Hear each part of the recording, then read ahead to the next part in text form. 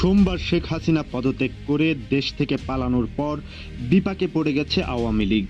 সামরিক হেলিকপ্টারে করে ভারতের উদ্দেশ্যে বোন শেখ রেহানাকে নিয়ে শেখ হাসিনা পালিয়ে গেলেও আওয়ামী সময়ে ক্ষমতায় থাকা মন্ত্রী এমপিরা আছেন বেশ বিপদেই।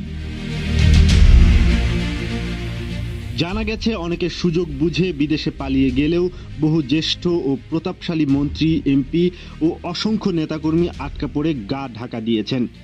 এসব মন্ত্রী এমপিরা আশ্রয় চেয়েছেন বিভিন্ন দেশের দূতাবাসে। মতে গত শনিবার বিকাল থেকেই কোনো খোঁজ পাওয়া যায়নি আওয়ামী লীগের সাধারণ সম্পাদক ওবায়দুল কাদেরের।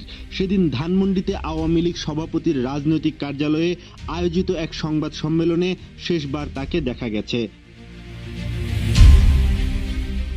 একটি সূত্র বলছে রবিবার রাতেই বিদেশে পালিয়েছেন আওয়ামী লীগ সাধারণ সম্পাদক, বর্তমানে সিঙ্গাপুর আছেন তিনি। অন্য আরেকটি সূত্র গণমাধ্যমকে জানিয়েছে ওবায়দুল কাদেরের বর্তমান অবস্থান নয়াদিল্লি।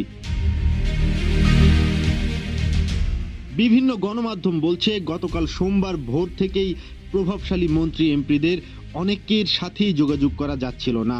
জানা গেছে স্বরাষ্ট্রমন্ত্রী আসাদুজ্জামান খান কামাল, আইনমন্ত্রী আনিসুল হক অজ্ঞাত স্থানে চলে গিয়েছেন। এদিকে হাসিনার ক্ষমতাধর উপদেষ্টা সালমান এফ রহমান, অর্থমন্ত্রী মাহমুদ আলী, বস্ত্র ও পাট মন্ত্রী গোলাম দস্তগীর গাজী ও ঢাকা দক্ষিণ সিটি কর্পোরেশনের মেয়র শেখ ফজলে নূর তাপসেরও বিমানযোগে দেশ ছাড়ার কথা জানা গেছে।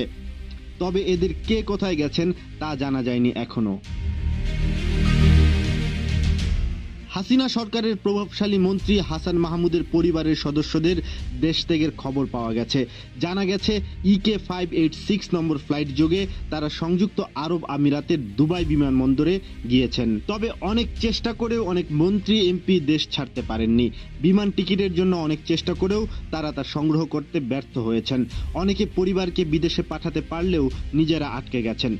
এদের মধ্যে পররাষ্ট্রমন্ত্রী হাসান মাহমুদ, তথ্য প্রতিমন্ত্রী মোহাম্মদ আলী আরাফাত দেশেই আত্মগোপনে আছেন বলে জানা যায়।